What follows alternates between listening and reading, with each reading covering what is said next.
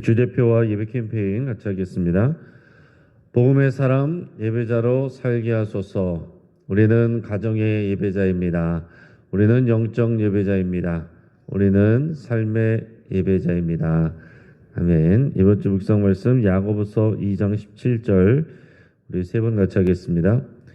이와 같이 행함이 없는 믿음은 그 자체가 죽은 것이라. 이와 같이 행함이 없는 믿음은 그 자체가 죽은 것이라. 이와 같이 행함이 없는 믿음은 그 자체가 죽은 것이라. 아멘. 하나님께서 오늘 우리에게 주시는 말씀은 로마서 10장 5절에서 13절까지 말씀입니다. 자, 오늘 본문을 통해서 차별이 없느니라 하는 제목으로 오늘 말씀의 은혜를 같이 나누겠습니다. 여러분, 차별이라는 말과 그리고 구별이라는 말이 있습니다. 여러분, 그 차이가 뭘까요? 저는 아버지가 아들과 딸을 데리고 있습니다. 근데 별다른 근거나 이유 없이 아들에게는 고기 반찬을 주고 딸에게는 김치 반찬만 준다면 그건 차별이죠. 근데 이제 무거운 짐들을 날라야 됩니다. 근데 아들은 덩치가 크고 힘이 세니까 무거운 짐을 들게 하고, 또 딸은 상대적으로 가벼운 짐을 들게 했다면 그것은 차별이 아니라 구별이라고 말할 수 있습니다. 여러분, 믿음에 있어서 구별은 굉장히 중요한 말입니다. 세상과 구별되는 것, 이게 거룩이에요. 하나님은 다른 민족들 사이에서 이스라엘을 구별하여서 선택을 하셨습니다. 이스라엘의 삶이 그들이 수준이 구별되기 때문에 선택하신 것이 아니라 하나님이 일방적으로 선택을 하셨고 그들을 구별하셨기 때문에 그들이 거룩하다고 말하게 되는 겁니다. 그리고 그 이스라엘과 언약을 맺고 그들을 언약 백성이 되게 하셨어요. 자, 그것은 그들에게 있어서 놀라운 특권입니다. 그들이 뭐 대단한 것이 있는 게 아닌데 그럼에도 불구하고 하나님께서 그들을 선택하시고 구별하셨기 때문에, 언약을 맺으셨기 때문에 그들은 언약 백성이 됐습니다. 특권이 됐습니다. 그래서 옛 언약 시대에서는 유대인들과 이방인들을 구별하는 것이 마땅했고, 또 유대인들의 입장에서는 이방인들과 구별된 그런 삶을 살아야 되는 것이 당연했습니다. 자, 그러나 이제 이 새 언약 시대에는 옛 언약 시대보다 훨씬 더 좋은 상황이 주어진 겁니다. 우리 이방인들도 예수님을 믿음으로 인해서 하나님의 언약 백성이 될 수 있는 길이 열렸습니다. 우리는 율법을 모르는데, 율법을 지키지 않는데, 절기를 지키지 않는데, 할례를 받지 않는데, 음식을 구별해서 먹지 않는데, 오직 예수님을 믿는다는 그 믿음 하나만 가지고 하나님의 백성이 되는 그 언약 관계로 들어가는, 그래서 우리가 구별되는 그런 놀라운 은혜를 받게 됐다라는 얘기입니다. 자, 성경은 이를 구별이 없어졌다 이렇게 한탄하는 것이 아니라 차별이 없다, 차별이 없어졌다라고 이렇게 찬양하고 있어요. 그러니까 여러분, 그 구별 또 차별, 이것에 대해서 여러분 잘 기억하실 수 있기 바랍니다. 자, 오늘 본문에서 사도 바울은 두 가지를 비교하였는데 계속되어서 그래왔지만은 이제 율법과 복음입니다. 자, 율법으로 말미암는 의, 그리고 믿음으로 말미암는 의, 이게 두 가지를 구별해서 설명합니다. 먼저는 율법으로 말미암는 의를 말합니다. 우리 5절 말씀 같이 읽겠습니다. 모세가 기록하되 율법으로 말미암는 의를 행하는 사람은 그 의로 살리라 하였거니와. 아멘. 율법으로 말미암는 의를 행하는 사람은 그 의로 살리라 그랬습니다. 이것을 모세가 얘기를 했어요. 레위기 18장 5절에서 이렇게 되어 있습니다. 제가 읽어드립니다. 너희는 내 규례와 법도를 지키라. 사람이 이를 행하면 그로 말미암아 살리라. 나는 여호와이니라. 자, 하나님께서 이 율법의 말씀들을 주시면서 이것을 너희가 지켜 행하라. 그리하면 너희가 그로 말미암아서 살 것이다. 이렇게 얘기했어요. 이게 옛 언약의 내용입니다. 다시 말해서 옛 언약 시대에는 율법을 지켜 행함으로 인해서 하나님께 의롭게 되고 구원을 받는다라고 그랬어요. 자, 그러니까 율법은 하나님의 선물이죠. 율법이 뭔지를 알아야 지킬 수 있고 행할 수 있고 그래야 하나님의 거룩한 백성으로 살 수 있는 겁니다. 하지만 아무도 율법을 다 지켜 행할 수가 없었습니다. 오히려 죄가 더 선명하게 드러날 뿐이에요. 물론 행위만 중요한 것이 아니라 성경에서 지적하는 것은 마음으로부터 하나님을 믿어야 돼요.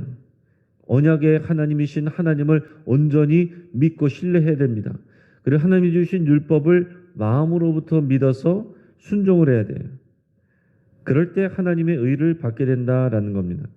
그게 옛 언약 시대의 구원의 길이에요.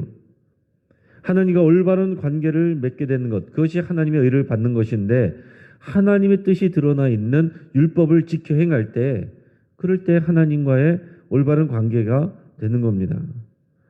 그러면은 당연히 올바른 행동을 하는 것이 마땅한 거죠. 당연한 일입니다. 자, 한편 6절부터는 이와 비교되는 믿음으로 말미암는 의에 대해서 설명을 하는 겁니다. 우리 6절 7절 우리가 읽겠습니다.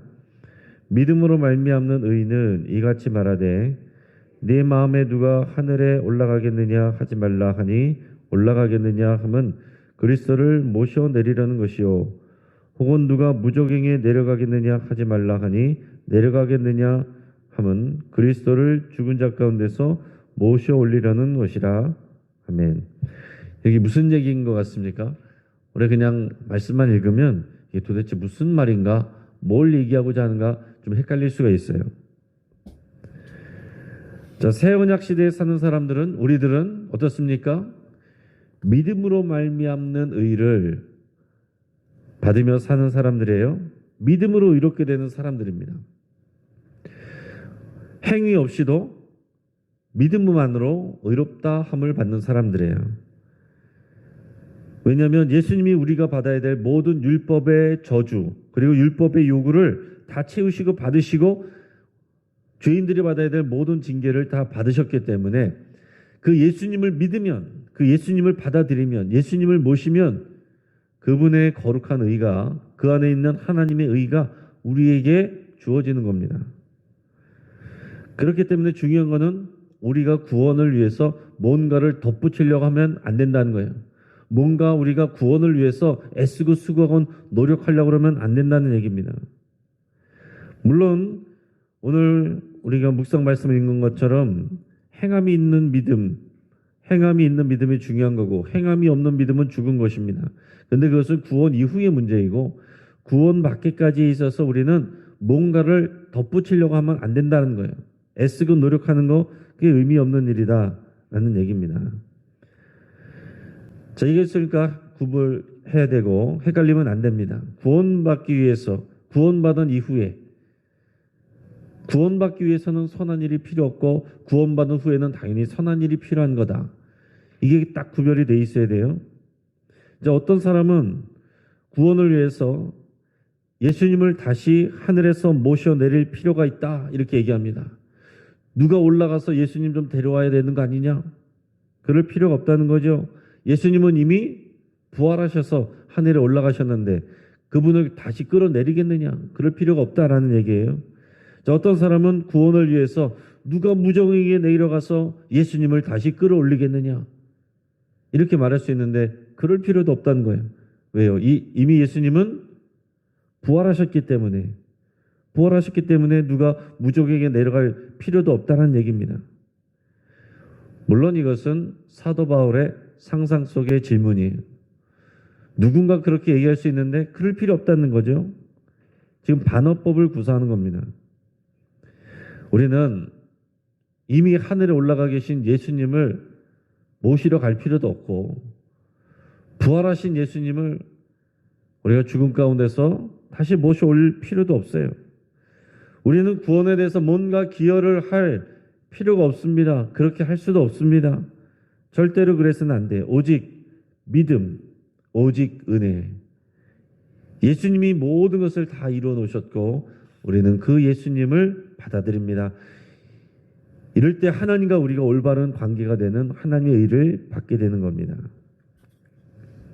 자, 그리고 나서 이제 이 율법 조항들을 지키는 행위보다 더 중요한 게 뭐냐면, 우리가 뭔가 애쓰고 수고하고 노력하려고 하는 것보다 중요한 게 뭐냐면, 구원에 있어서 중요한 것은 말씀이다라고 그랬어요. 진리의 말씀을 경청하고 내 마음의 색에서 순종하는 것이 중요한 거다, 이렇게 얘기를 합니다. 순종의 행위는 당연히 그 말씀을 듣고 믿는 믿음 안에서 따라오는 것이어야 된다라고 했어요.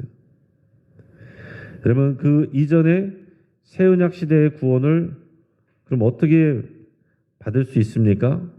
이 새 언약 시대에 우리가 그럼 어떻게 구원을 받는 겁니까?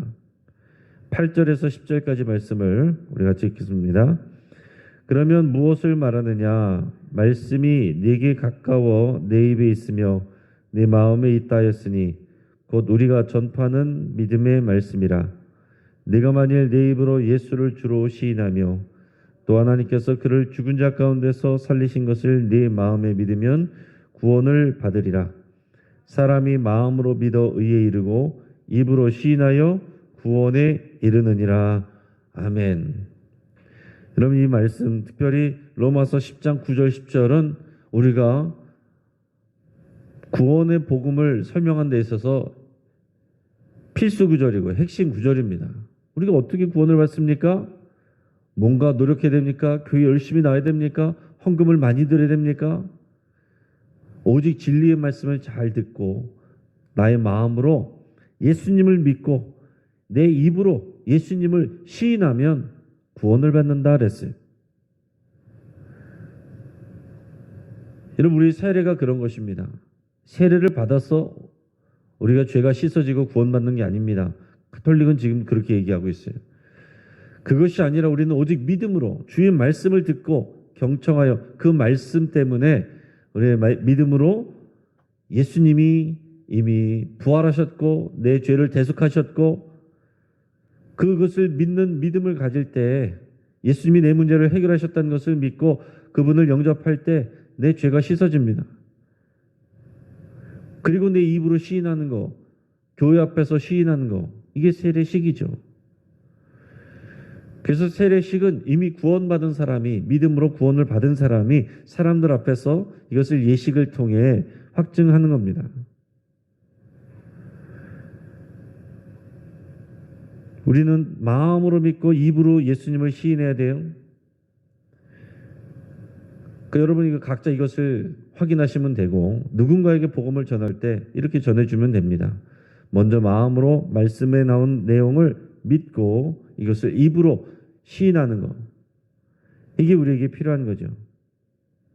그 다음에 믿는 자로서 우리가 선한 일들을 하는 게 그 다음에 따라 나오는 겁니다. 자, 그러면 이런 구원의 길이 새 언약 시대에 사는 이 그리스도인들에게만 주어진 것입니까? 오늘 11절에서 13절까지 말씀을 같이 읽겠습니다.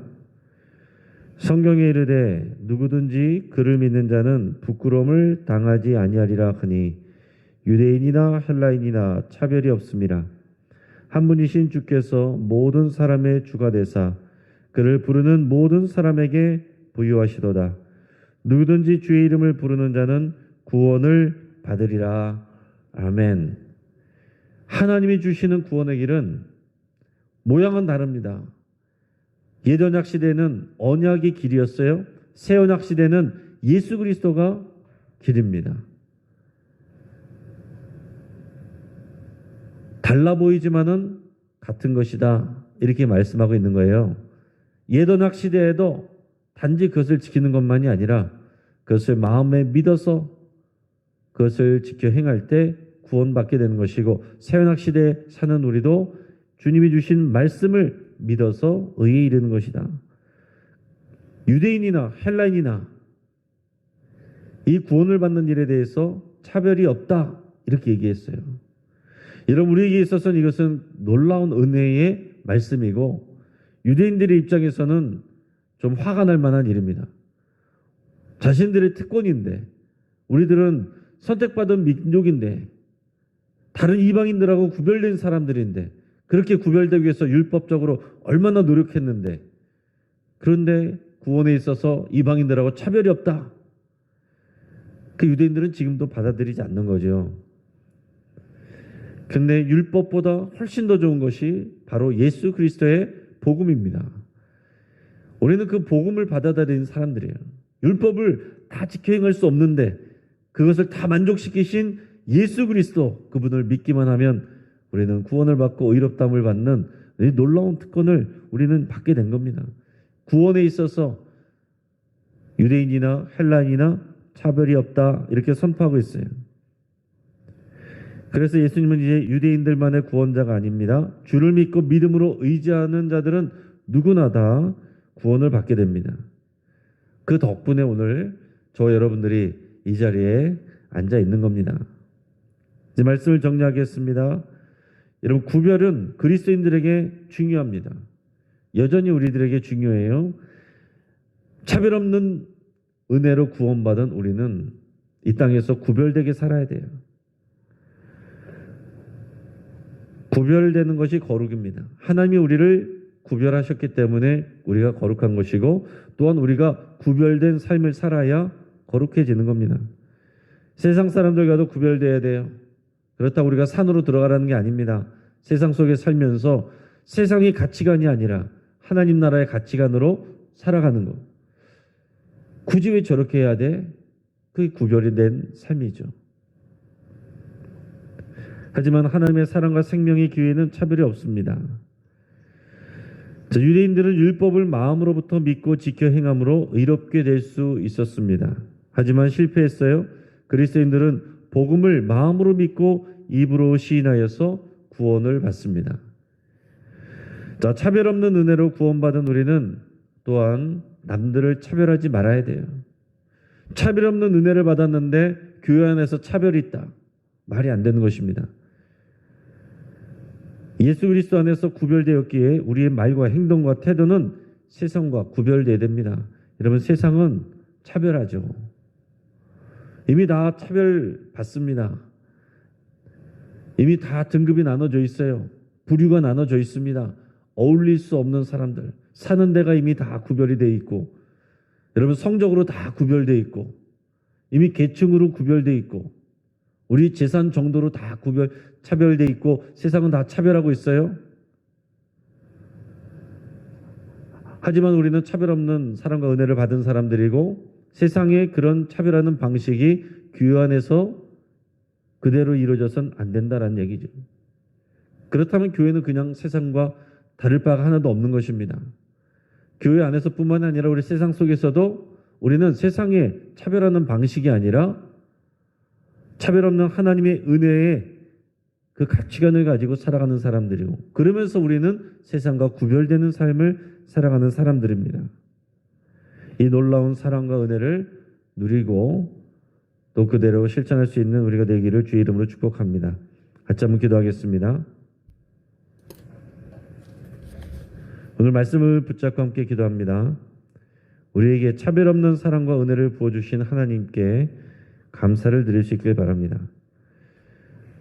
또 세상과 구별되지 않고 그리고 또 사람들을 차별했던 것을 우리가 회개할 수 있길 바랍니다. 그리고 우리가 세상과 구별된 삶을 살기로 결단할 수 있길 바랍니다. 동시에 우리가 차별 없는 사랑을 나누기로 또 결단할 수 있길 바랍니다. 우리 가정을 위해서 우리 가족들이 세상에서 구별된 우리 그런 하나님의 자녀로 백성으로 살아갈 수 있기를 위해서 함께 기도하시고, 오늘에 있는 금요기도회를 위해서 하나님의 은혜 부어주시기를 위해서 기도하시고, 오늘 이 방화동 공항동 교동협의회 조찬기도회가 있습니다. 이 방화동 공항동 지역의 교회들과 이 지역사회가 함께 모여서 지역사회를 위해서 우리가 연합하고 함께 기도하는 이 모임 위해서 여러분 같이 기도해 주시고, 교회와 지역사회가 그리스도의 사랑으로 함께 섬기고 마을과 교회가 잘 협력할 수 있기를 위해서 함께 기도하겠습니다. 우리가 주여 한번 부르짖고 합심해서 함께 기도합니다. 주여